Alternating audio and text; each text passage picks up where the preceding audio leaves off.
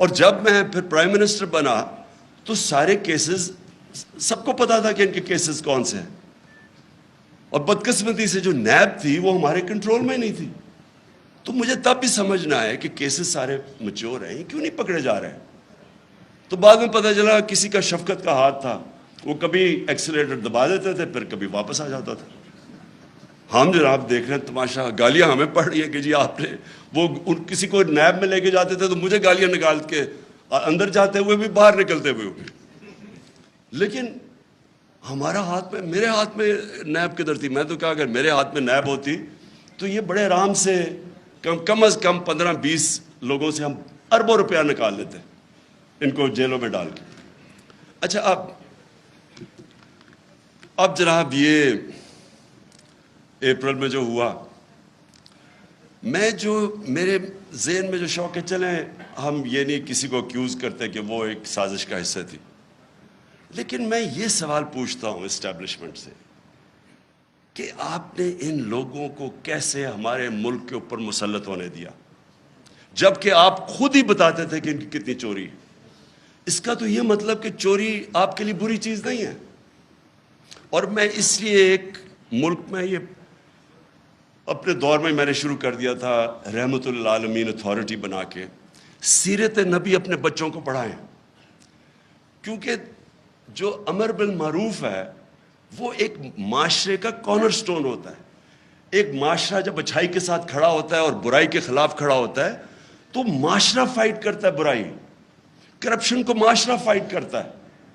لیکن جب آپ برائی کو برائی نہ سمجھیں، کرپشن بری چیز ہی نہیں ہے، چوری بری چیز نہیں ہے، تو محنت کون کرے گا آپ کے معاشرے میں؟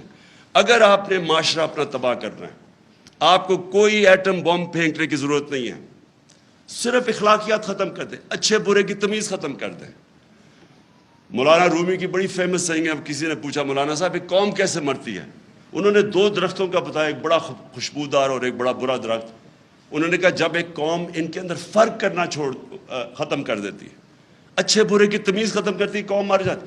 اس لیے ہی جو مدینہ کی ریاست تھی وہ امر بالمعروف پہ کھڑی ہوئی تھی.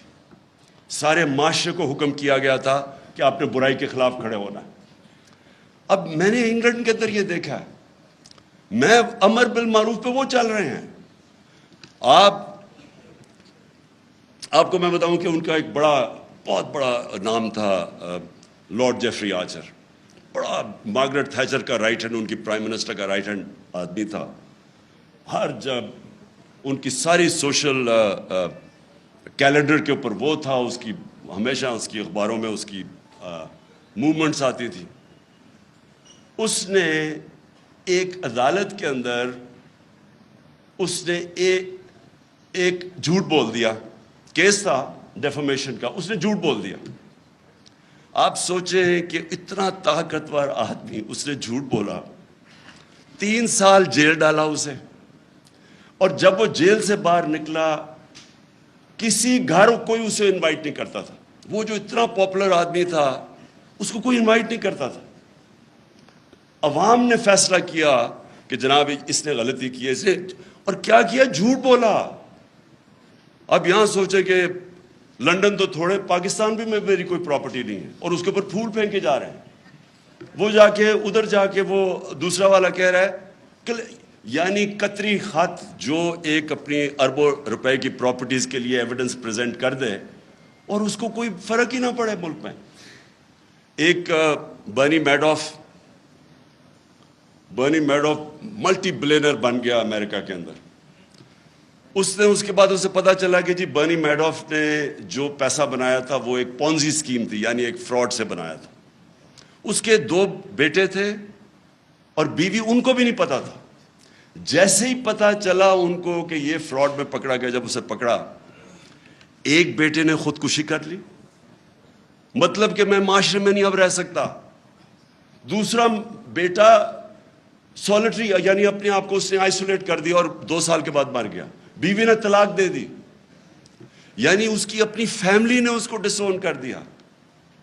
سنگاپور کے اندر 2 لی کوان یو جو سنگاپور کا بڑا اسٹیٹسمن تھا، 2 اس کے وزیروں میں جب کرپشن میں پکڑے گئے خودکشی کر لی. دیکھیں معاشرہ جب معاشرہ کرائم فائٹ کرتا ہے تب کرائم آپ جیتتے ہیں.